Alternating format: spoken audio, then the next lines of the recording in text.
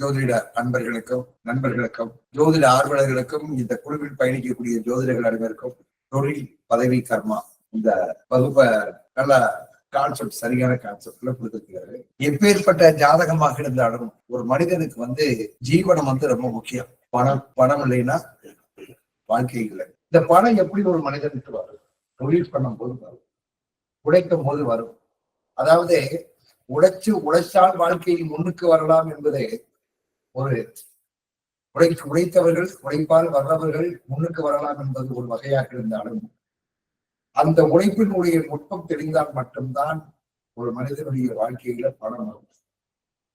அப்ப பணம் எனக்கு எப்பேற்பட்ட மனிதனாக இருந்தாலும், மனித பிறப்புக்கு ஆறிலிருந்து படைத்தார். மனித பிறப்புக்கு மட்டும் ஒரு மிகப்பெரிய சக்தி இந்த பிரபஞ்சத்தில் இருக்கக்கூடிய காற்று, நீர், நிலம், நெருப்பு, ஆகாய தத்துவங்களை அடிப்படையாக வைத்து ஜீவனத்தை தான் ஏற்றுக்கொண்டு இதுல பயணிக்கக்கூடிய வாய்ப்புகள் இந்த தொழில் சார்ந்த விஷயங்களுக்கு இருக்கு. தொழில் சொல்லும் போது என்ன, வேலையை மட்டும் நம்ம சொல்ல முடியாது.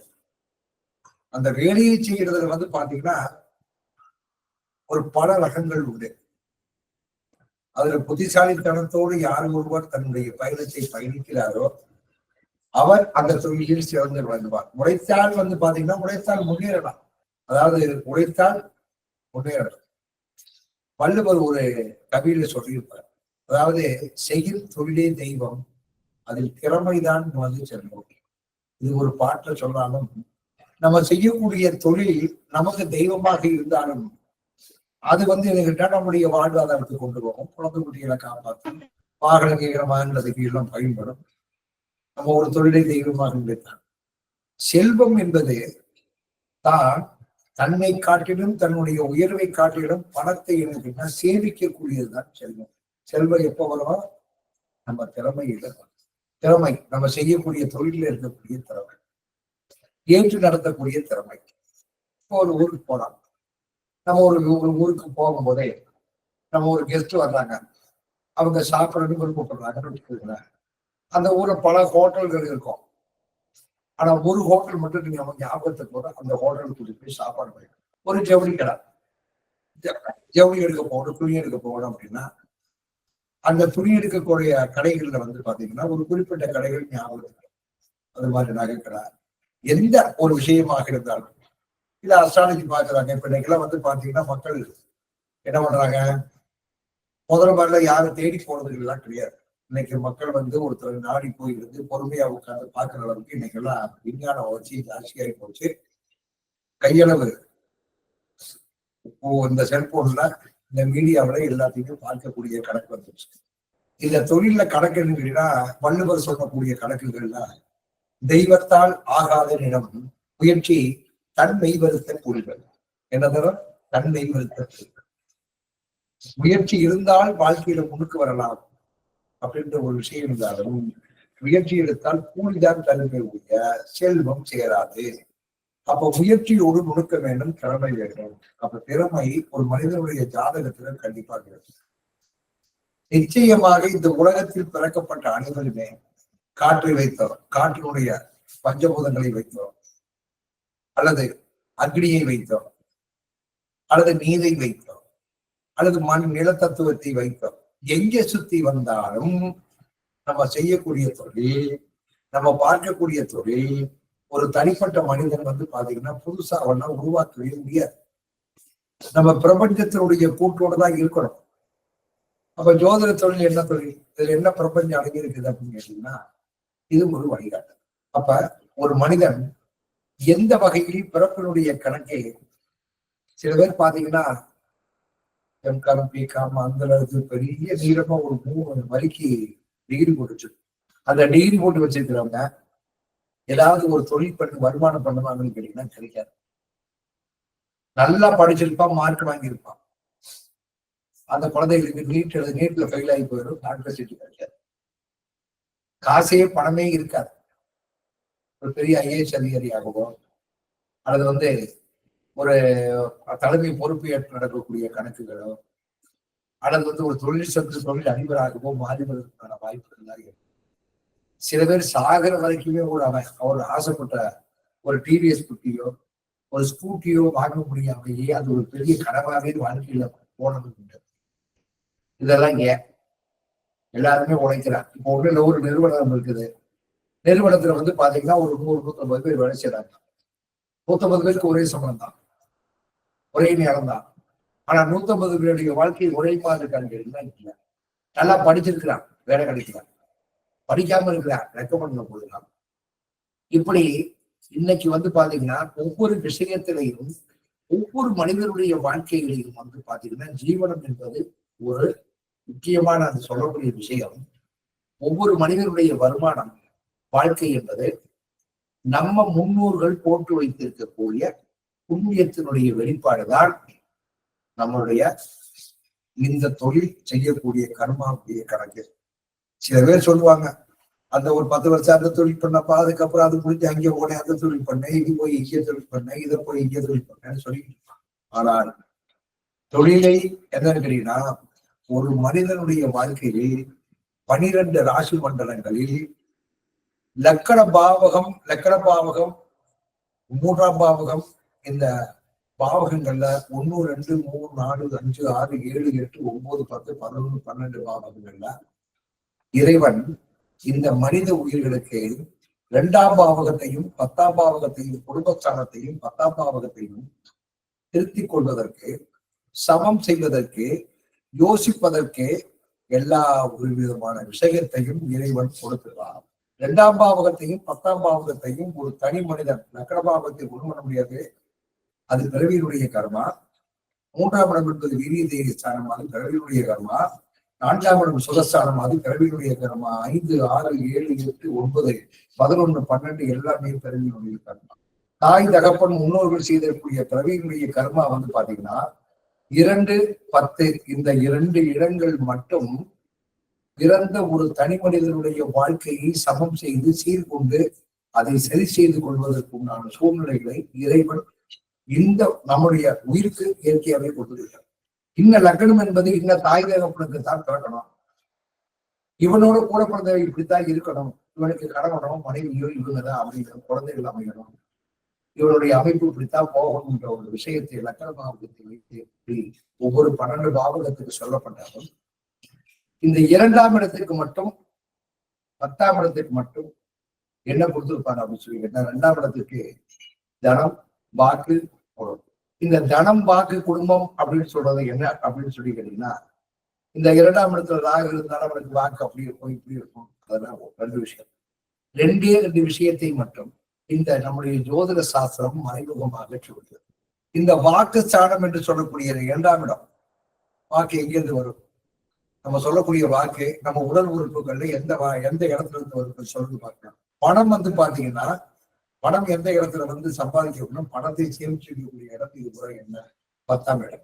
பொதுவா வாயையும் பற்றையும் எவனொருத்தர் அதிகபட்சமாக திறக்காமல் இருக்கிறானோ, தேவையில்லாமல் இருக்கிறானோ, தேவையில்லாமல் பயன்படுத்தாமல் இருக்கிறானோ, அப்ப அவனுடைய பணம் எப்ப போகும் அப்படின்னு சொல்லி கேட்டீங்கன்னா, அகம்பாவகத்துல, ஈகோவுல, நான் தான் பெரிய ஆளுன்றதை காமிக்கிறதுல, மற்றவங்க 4 பேத்துக்கு முன்னாடி நான் வந்து பெரிய ஆளுன்னு சொல்லி காமிக்கிறது இல்ல, சொந்த பந்தங்கள்கிட்ட காமிக்கிறது இல்ல, அவன் காரு வாங்கியிருக்கா நானும் காரு வாங்கி மண்டையில மூளையை வார்த்தைகளை சொல்ல வர்றதில்ல. இதுலதான் இருக்குது. ஆக மொத்தத்துல ஒரு ஜாதகத்துக்கு ஜீவனம் சம்பந்தப்பட்ட அமைப்பிற்கு உண்டான கணக்குக்கு இந்த 2ஆம் பாவகத்திற்கு உண்டான, அதனாலதான் முதல்ல என்னன்னு கேட்டீங்கன்னா வாக்குன்னு சொல்லிட்டாங்க. அந்த வாக்கு சம்பந்தப்பட்ட விஷயத்தில் தான் அவன் சொல்லக்கூடிய வார்த்தைகள் தான், நெறிவு சுழிவுகள்ல தான் அவனுக்கு தனம் சேரும். அந்த தனத்தை கொண்டு வந்து எங்கே வைப்பான் அப்படின்னு சொல்லி கேட்டீங்கன்னா, குடும்பத்தார்களுக்கு என்னதான் சம்பாதிச்சாலும் கடைசியில வந்து அவர் எவ்வளவு பெரிய நாட்டுக்கே ராஜா இருந்தாலும் உலகத்துக்கே ராஜா இருந்தாலும் கடைசியில அவன் போய் சங்கமிக்கக்கூடிய இடம் எதுன்னு கேட்டீங்கன்னா, ஆணாக இருந்தாலும் பெண்ணாக இருந்தாலும் யாராக இருந்தாலும் குடும்பம்.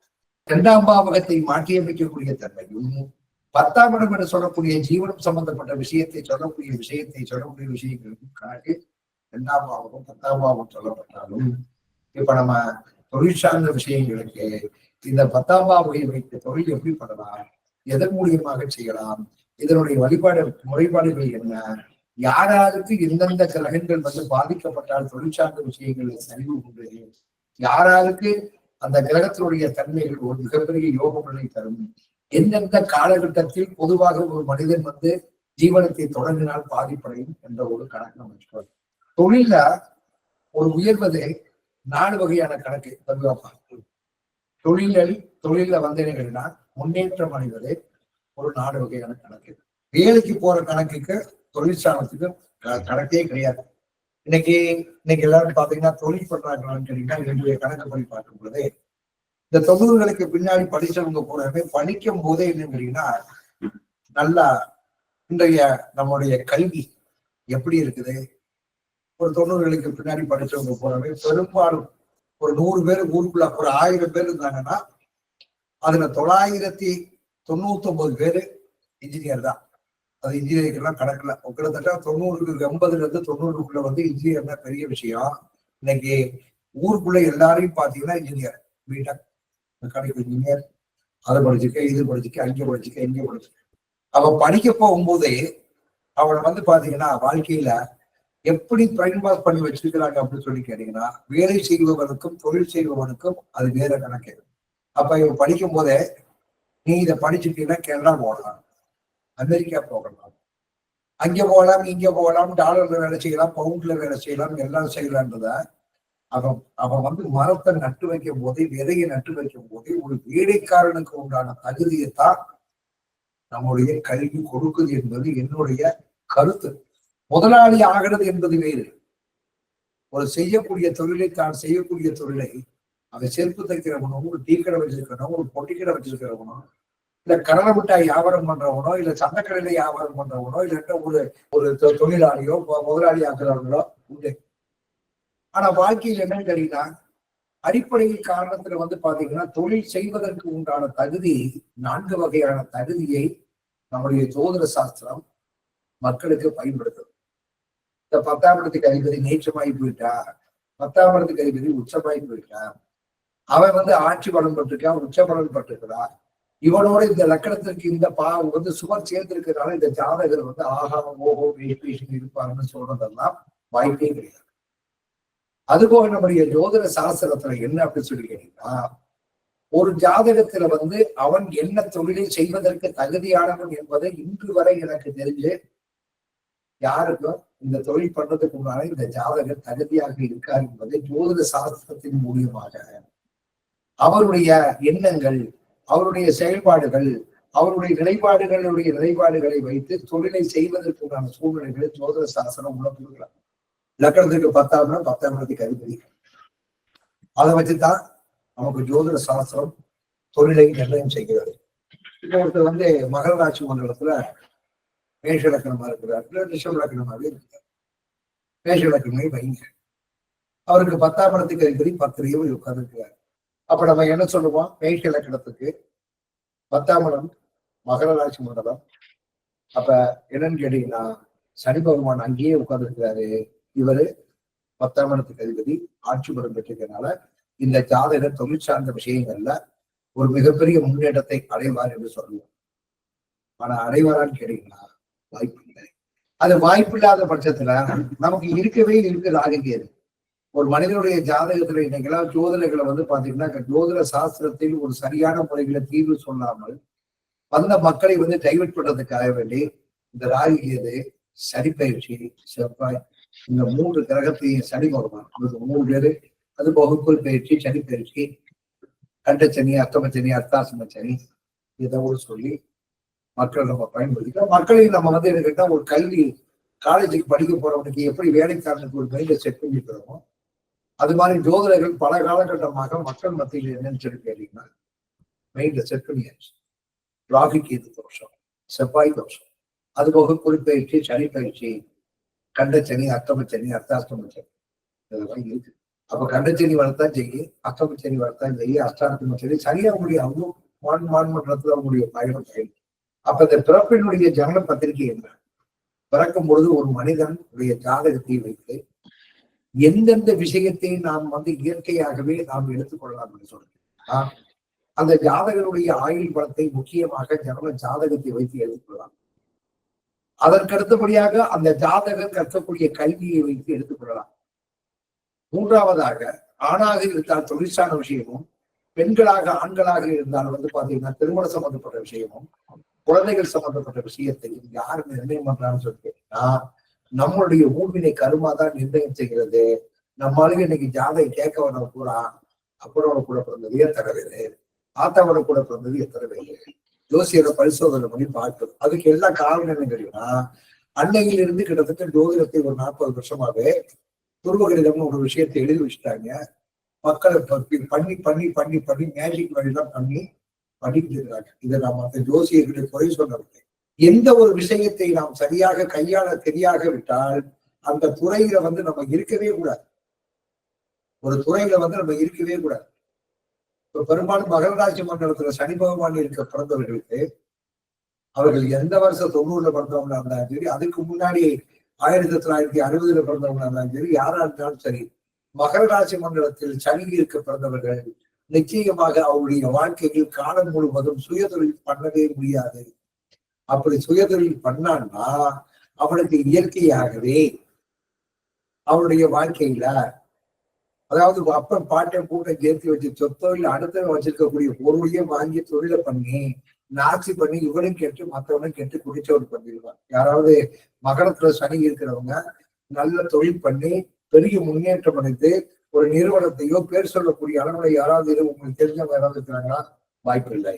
அப்ப இது எதுக்கு உங்களுக்கு இன்ட்ரடக்ஷன் கொடுக்குறேன் அப்படின்னு சொன்னோம்னா, சும்மா எதை கண்டத்துக்குள்ள கிரகம் இருக்கே, இந்த கிரகத்துல அவனுக்குரிய 7 குடைய 8 பாக்குறேன், 8 குடைய 10 பாக்குறேன், இது அவனோட சேர்க்கிறான், திசாபுத்தி ஓடுது, 7 ஓடுது, 8 ஓடுது அப்படின்ற கணக்கு இல்லாமல் இந்த ஜாதகம் என்பது என்ன கேட்டா எந்த காலகட்டத்தில் யாருக்கு வேலை செய்யும். கண்டிப்பாக ஒரு மனிதனுடைய கல்வி, திருமணம், தொழில், குழந்தைகள் சம்பந்தப்பட்ட விஷயம், அடுத்தபடியாக நெகட்டிவான விஷயங்களுக்கு ஒரு மனிதனுடைய ஊழ்வினைக்கரமான நோயை கண்டிப்பாக சொல்லும்.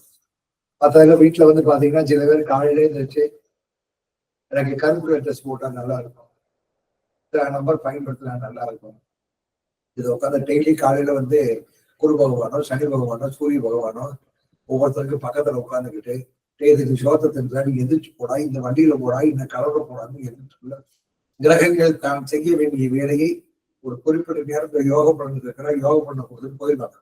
கண்டிக்கிறதுனா கண்டிப்பாங்க, தண்டிக்கிறதுனா கண்டிப்பாங்க. கண்டிப்பது என்பது வேறு, தண்டிப்பது என்பது அது மாதிரி யோக பலன் என்பது வேறு.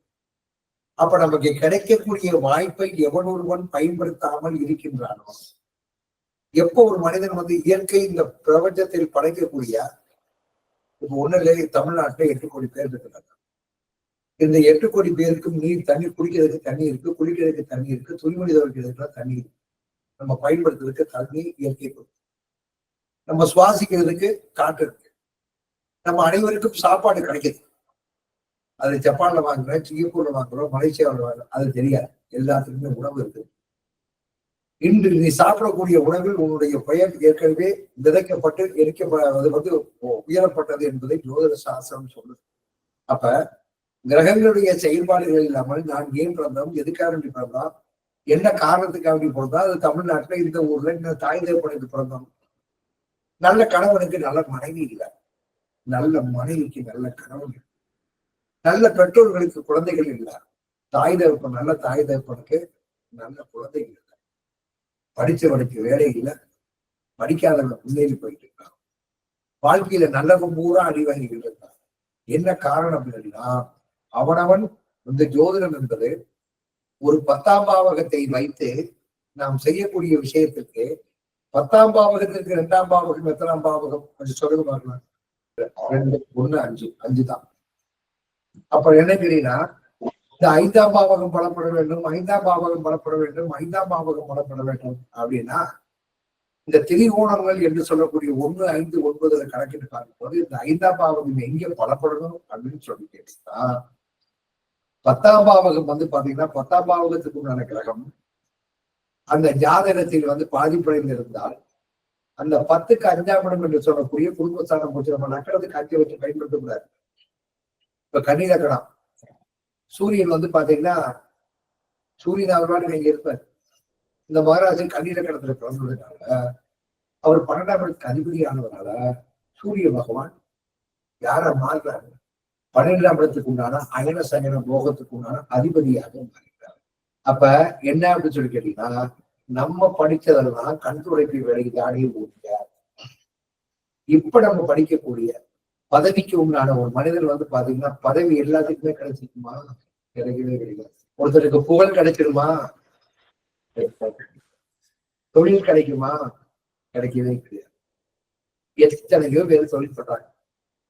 ஆனால் சில பேர் வந்து பாத்தீங்கன்னா, ஒரு வேலையை செஞ்சு எந்த ஒரு துறையை தேர்ந்தெடுத்து அந்த துறையில மெக்கானிக் ஷாப்போ, டீ மாஸ்டரோ, புரோட்டா மாஸ்டரோ, அல்லது ஜவுளி கடை வியாபாரியோ, அல்லது மருந்து கடைக்காரனோ, அல்லது கெமிக்கல் கத்துக்காரனோ, இல்ல விவசாயியோ, தான் எடுத்திருக்கக்கூடிய துறையை எடுத்துக்கொண்டு அந்த துறையில் இருக்கக்கூடிய நுட்பத்தை அறிந்து கொண்டு அதன் மூலியமாக உயர்வு தொழில் சார்ந்த விஷயங்களுக்கு முன்னுக்கு வருவோம். ஒரு தொழில் சார்ந்த விஷயத்துக்கு 4 விஷயத்துக்கு எழுதலாம்.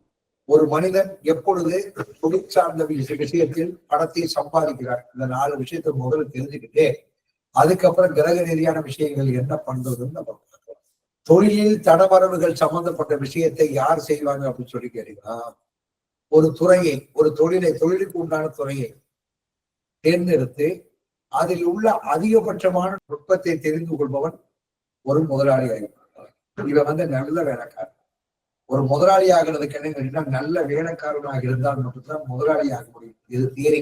2வது, தன்னை நாடி வருபவர்களை நுட்பத்தை அறிந்து 2வது, தன்னுடைய தொழில் சார்ந்த வாடிக்கையாளர்களை உபசரிப்பது. நான் கடைக்கு போங்க, உள்ள போனோம்னா நல்ல ஒரு ராஜா மாதிரி ட்ரெஸ் போட்டு ஒருத்தர் வரவேற்பாரு. போன உடனே என்ன வயது ஏது வயது கேட்பாங்க. எல்லாத்தையும் கூச்சப்படாம கழிப்பாங்க. திருப்பி வரும்போது 1 லட்சம் ரூபாய்க்கு நகை எடுக்க போறவங்க 3 லட்சம் ரூபாய்க்கு எடுத்து வருவாங்களா?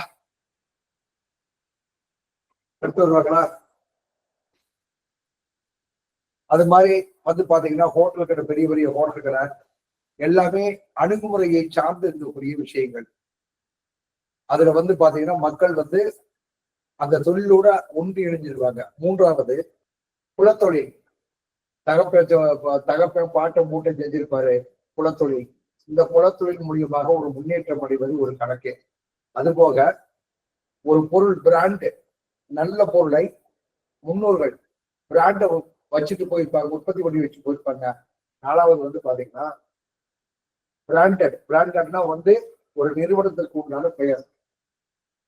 இந்த நாடும் ஒரு தொழிலுக்கு இருக்கக்கூடிய முக்கியமான இந்த 4 விஷயங்களும் தொழிலுக்கு மிக முக்கியமான நுட்பமான விஷயங்கள் என்பதை முன்னோர்கள் நம்முடைய ஜோதிட சாஸ்திரத்தை நமக்கு சொல்லி இருக்கிறார்கள்.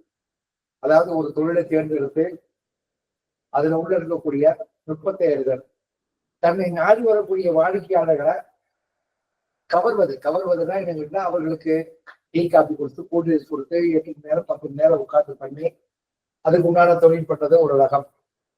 அது மாதிரி தன்னுடைய குலத்தொழிலை செய்யக்கூடியவங்க, தாய்தா பண்ணி வச்சிருக்கக்கூடிய நிறுவனத்தை அல்லது பாட்டை மூட்டை பண்ணி வச்சுக்கிறது ஒரு கணக்கு. அதுபோக ஒரு அடையாளம். அப்ப ஒரு தொழிலை செய்வதற்கு கிரக ரீதியை தாண்டிலும் ஒரு நுணுக்கம், தன்னுடைய சுய முன்னேற்றத்துக்கு உண்டான கணக்குகளுக்கு இந்த 10ஆம் பாவகம் ஒரு மனிதனுடைய கணக்கை செய்யும். இப்ப என்ன கேட்டீங்கன்னா, நம்ம இப்ப ஜோதிடம் படிக்கிறோம். ஜோதிடம் படிக்கும் போது ஜோசியம் பார்க்கிறோம். ஒரு 2 பேத்துக்கு ஒர்க் அவுட் ஆயிடும். ஒரு எம்எல்ஏ வருது, ஒரு வார்டு கவுன்சிலர் யாரோ ஒருத்தர் வரும்போது, நீங்க கவுன்சிலர் ஆயிருக்கீங்கன்னு சொல்லியிருக்கீங்க, அந்த நேரம் நம்ம நேரம் நல்ல நேரம் அவர் கவுன்சிலர் ஆயிடலாம் அல்லது எம்எல்ஏ ஆயிடுவாங்க. ஒருத்தர் தொழில் பண்றவங்க பிரமாண்டமா இருப்பாங்க. ஒரு 2 பேருக்கு சக்சஸ் ஆகிடும். உடனே நம்ம ஜோதிடர்கள் எனக்கு எல்லாம் தெரியும் அப்படின்ற ஒரு விஷயத்தை தெரிந்து கொண்டு இன்னைக்கு பெரும்பாலும் ஜோதிடத்தில் இருக்கக்கூடிய கணக்கு. அது போக முன்கூட்டியே ஜோதிடம் என்பது, ஜோதிடத்துக்கும் மற்றவர்களுக்கும் உண்டான விஷயம் என்ன அப்படின்னு சொல்லி கேட்டீங்கன்னா, மற்றவர்கள் அடி வாங்கினதுக்கு அப்புறம் நம்மகிட்ட வருவாங்க, ஜோதிடர்களுக்கு அடி விழுக போகுதுன்ற விஷயம் தெரியும். இதுதான் ஜோதிட சாஸ்திர மனிதர்களுக்கும் மற்றவர்களுக்கும் உண்டான விஷயம். அப்ப தொழில் சார்ந்த விஷயத்தை, ஒரு தொழில் ஒரு மனிதனுக்கு முக்கியமான விஷயம், இது ஒரு கணக்கு. அப்ப இதெல்லாம் அடிப்படை தேவையாக ஜோதிடர்கள் மனசுக்குள்ள நினைச்சு ஆட்டம் போட்டு அப்பம் பாத்தீங்கன்னா கோமரத்தை கட்டிக்கிட்டு ஏதோ விவசாயம் பார்த்துருக்கான். ஆனா அவன் பையன் ஒரு டிஆர்ஓ, ஒரு இன்ஸ்பெக்டர், அது பாத்தீங்கன்னா டிபார்ட்மெண்ட்ல அட்மினிஸ்ட்ரேட்டிவ் சம்பந்தப்பட்டது, ஒரு விஓஓ, ஆர்ஐஓ, எப்படி போறாங்க? பணம் கோடி கோடியா பணம் வச்சிருப்பாங்க. அவங்க குழந்தைகள்லாம் எத்தனை பணத்தை கொடுத்தாலும் அந்த வேலையை வாங்கலாம். ஆனா எல்லாத்துக்குமே கிடைக்குதான்னு கேட்டீங்கன்னா கிடையாது. அப்ப தொழில் சார்ந்த விஷயங்களுக்கு ஊழ்வினை முன்னோர்கள் செய்திருக்கக்கூடிய புண்ணிய கர்மாவினுடைய கணக்கு தான் கணக்கு. என்னுடைய இந்த 25 வருட அனுபவத்துல ஹோட்டல் கடையில நம்ம சாப்பிட்டுட்டு சாப்பாட்டை இலையை எடுக்கிறாங்கல்ல, பார்த்துருக்கிறீங்களா?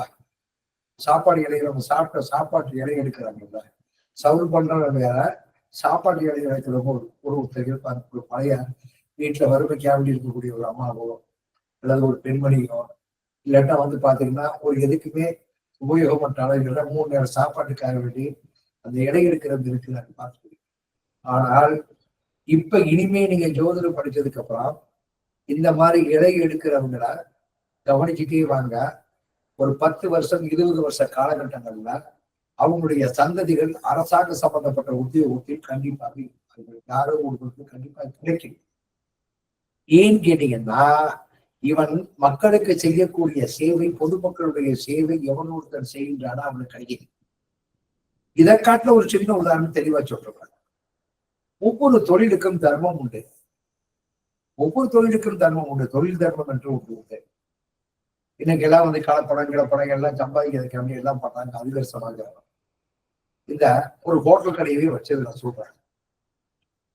நம்ம சாப்பிட்டுட்டு சில கடைகள்லாம் பாத்தீங்கன்னா, நம்ம சாப்பிட்டு நம்மளே அந்த சாப்பிட்ட இலையை எடுக்கக்கூடிய கடை, ஹோட்டல் கடையில அந்த கடையை பாருங்க. அடுத்த வருஷம் பாருங்க, 2 வருஷம் என்று பாருங்க, 3 வருஷம் என்று பாருங்க. ஆனா கடை இருக்கும். நீங்க ஆரம்பத்துல சாப்பிட போகும்போது அந்த கடை எப்படி இருந்துச்சோ அதே மாதிரி இருக்கும். 2 கிலோ சீனி அஸ்கா வாங்குறதுக்கு கையில கல்லாவிலத்தை எடுத்து கொண்டு வாங்கிட்டு வருவான், அரிசி வாங்குவான், பருப்பு வாங்குவான். அவனுடைய வாழ்க்கையில தொழிலுக்கு மட்டும்தான் ஓடி. ஆனால் நீங்க போன உடனே டம்ளர்ல தண்ணியை ஊத்தி உங்களுக்கு உபசரிச்சு சாப்பாடு போட்டு அந்த நம்முடைய சாப்பாடு சாப்பாடா அந்த தொழில் சம்பந்தப்பட்ட விஷயம், அந்த சாப்பாட்டுக்கு முன்னாடி இதை டிஸ்கஸ் பண்றவங்க பாத்தீங்கன்னா, அடுத்த வருஷம் இன்னொரு பிரான்ச் ஓப்பன் பண்ணுவான். அந்த இடத்துல கூட்டங்கள் அதிகமா இருக்கும். என்ன காரணம் அப்படின்னு சொல்லி கேட்டீங்கன்னா, இன்னைக்கு பெரும்பாலும் ஒரு மனிதனுடைய தொழில் சார்ந்த விஷயங்களில் தன்னுடைய வாடிக்கையாளர் கொடுக்கக்கூடிய நம்பிக்கை, பாசிட்டிவான எண்ணங்கள், இது பூராமே உங்களுக்கு ஒரு அவங்களுடைய தொழில் வளர்ச்சி சம்பந்தப்பட்ட விஷயத்துக்கு உண்டான ஒவ்வொரு தொழிலுக்கும் ஒவ்வொரு தொழில் தர்மம் உண்டு. இந்த பிரபஞ்சம் நம்ம கொடுக்கக்கூடிய பாசிட்டிவான எனர்ஜியில தான் கணக்கு இருக்குது. நீங்க வேணா பாருங்க, இதுதான் கணக்கு.